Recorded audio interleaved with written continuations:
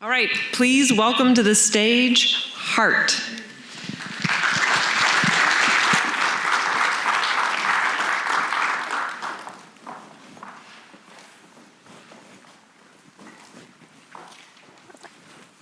Good afternoon. My name is Asta Darya, and I'm here today with my associates, Arya Thakur, Shaylee Shah, and Swati Sampath.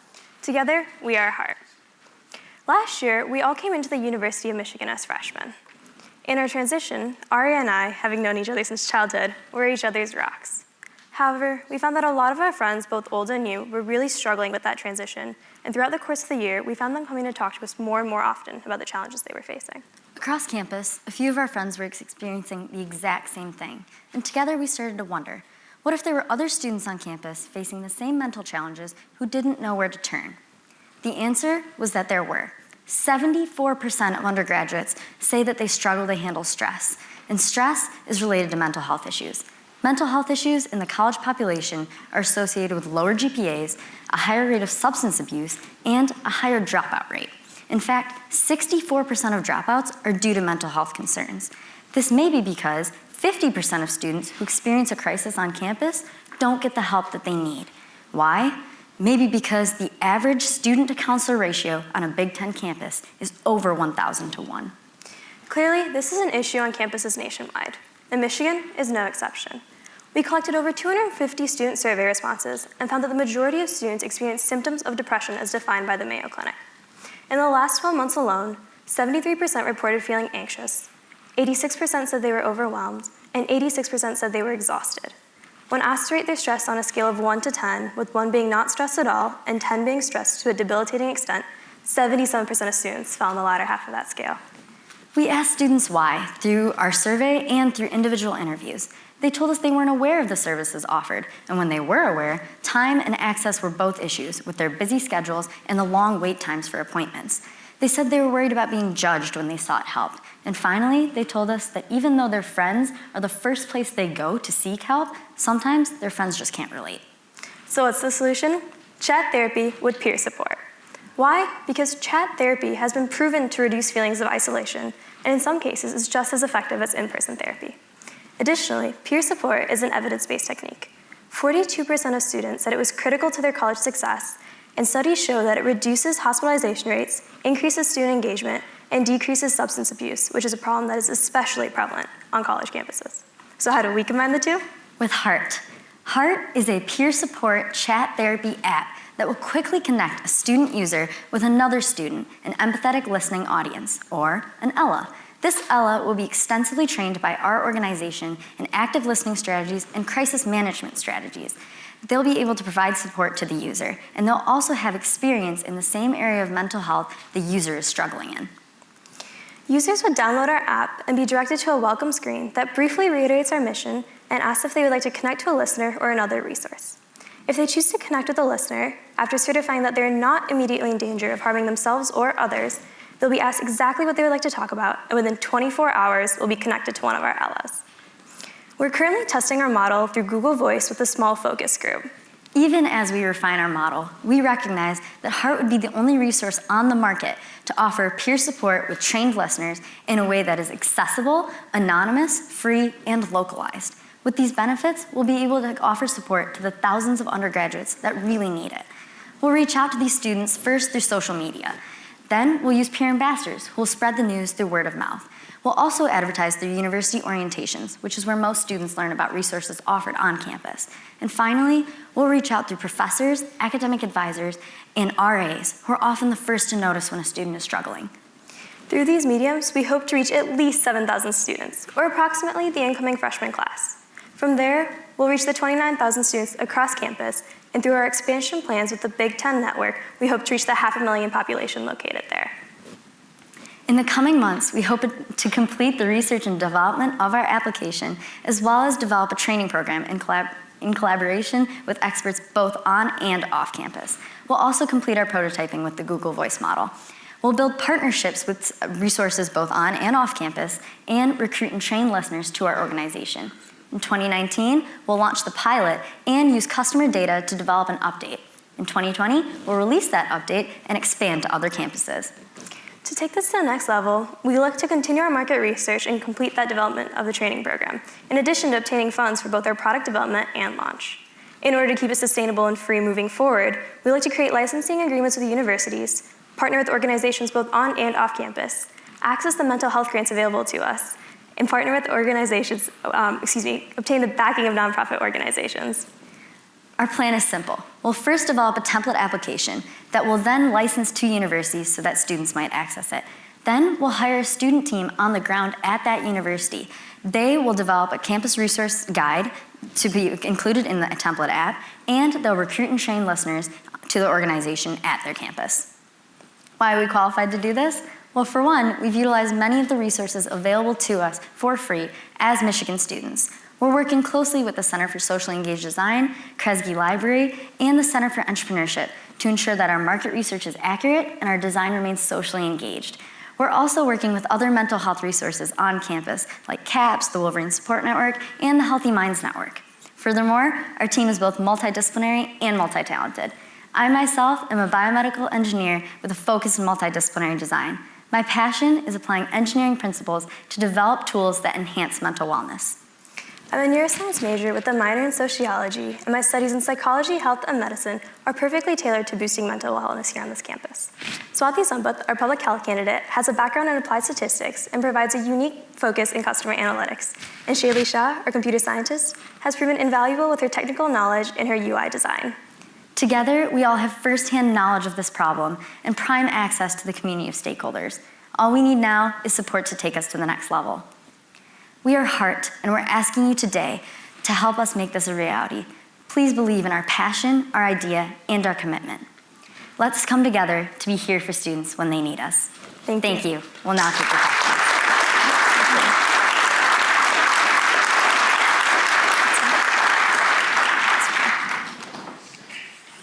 Okay, your logo's growing on me. Good to hear. But I have sort of a couple of other questions. Yeah. One is, I'm wondering if you've had any issues with the term therapy, because that might require some sort of regulatory oversight. Might be a simple fix if you had. I don't know. Has anybody brought it up yet? So actually, just heading back to our benchmarking here, therapy is a term that we got that's in kind of an industry standard. For example, 7 Cups of Tea is pretty established in this market. Okay. And even though they don't offer everything that we offer, as we said, they still use the term chat therapy. Okay. Yeah. Okay. And the other question is similar to what I asked the other team. You mentioned you want to analyze data. What data and how? Yeah. So the data that we have collected through our surveys have been representative of all the different types of students on this campus. So essentially what we would like to do moving forward is we would have some sort of feedback mechanism in terms of on the user side as well as the listener audience side, where we could get feedback, and we haven't decided exactly what those components would be, but some way to measure the growth, to measure and see if what we are providing for them is actually useful and helpful and is actually helping students cope with their mental well-being.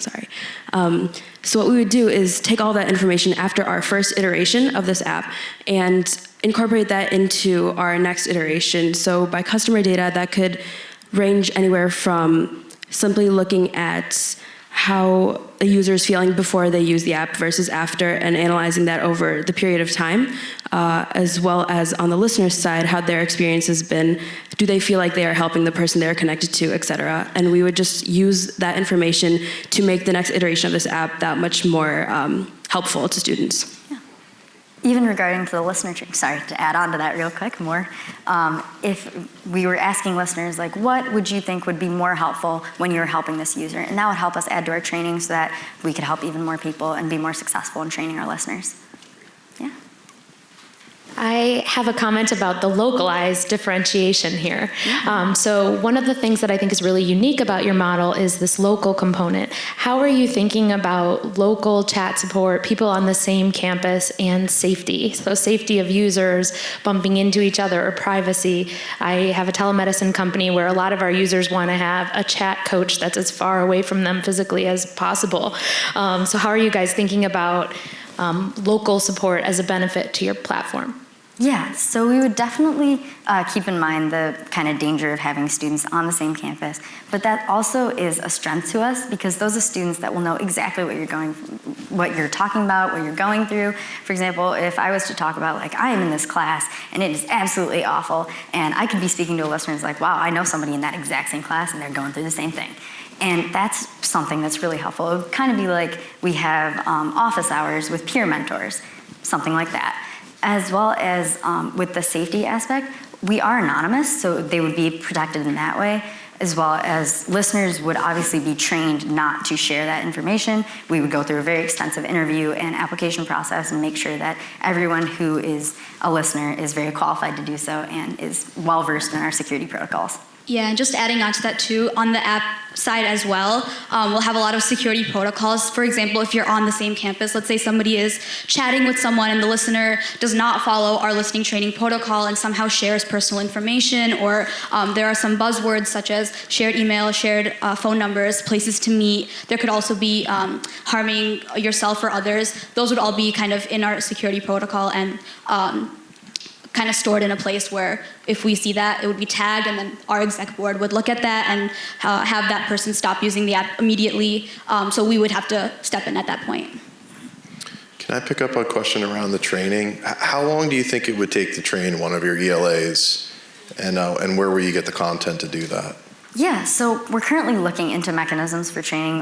CAPS has been lovely in kind of introducing us to the trainings that they use for the Wolverine Support Network and taking a look at those, and as well as taking a look at some of our competitors. For example, I worked as a listener through 7 Cups of Tea, and I kind of saw kind of the internal mechanisms of how their training works. And the one thing I did notice there was I really did not feel prepared as a listener. I would like some more training to build on that. So using my own experience there, as well as experiences speaking to the Wolverine Support Network, what they use to prepare their supporters that do in-person therapy, and just going through the trainings ourselves and kind of pulling what works, what doesn't, what we feel would be helpful. That would be kind of how we develop it. But right now, our general idea is around 20 hours of training. Great answer, thank you. Thank you. Hi. Can you flip back to your slide about your financial slide where it showed how much you need to fundraise? Absolutely. And then can you say something more? Oh, no, but that's great. I hadn't seen that. I don't think we've seen that this slide. is actually this our is- appendix. Yeah. Great. I wanted to hear a little bit more, and I can't speak and read at the same time, so I'm just going to ask you, and you can tell me if it's on the slide, about your kind of your projections in terms of what you need from revenue and fundraising to be sustainable going forward. Yeah, absolutely. So our biggest thing right now is the actual development costs. One of the nice things about being a student here is that we do get a lot of things that usually cost a lot more for either cheaper or for free. So for example, we're talking with the Entrepreneurship Clinic right now to get legal advice, which usually costs a lot of money. So things like that. So the breakdown you see here, we're a little bit more market research, and then our estimates are around 7,000 or so for the actual app development. And that's taken from actually, Find Your Ditto is another company that did something really similar to ours. And so we talked to them and looked at their estimates and used those to kind of build our model as far as the estimates go. And for immediate revenue, a lot of it would be things like this pitch competition, fundraising on a smaller scale, and then ideally, as we mentioned, the goal would be to partner with the university and be able to use that template in order to get licensing models there. And your expenses, sorry, can you go back one more? Mm-hmm. So that's just for that. Is that all of your expenses? That doesn't look like all your expenses, because that's not personnel or... No, so those are kind of our major recurring costs. The training estimates are based on, again, just kind of the general research we've done based on some of the competitor models. But again, that is kind of a work in progress depending on things like what our final training program comes out to, what that final app cost comes out to. So that's still very negotiable, but the ones that we have on this side are pretty well researched. Thank you.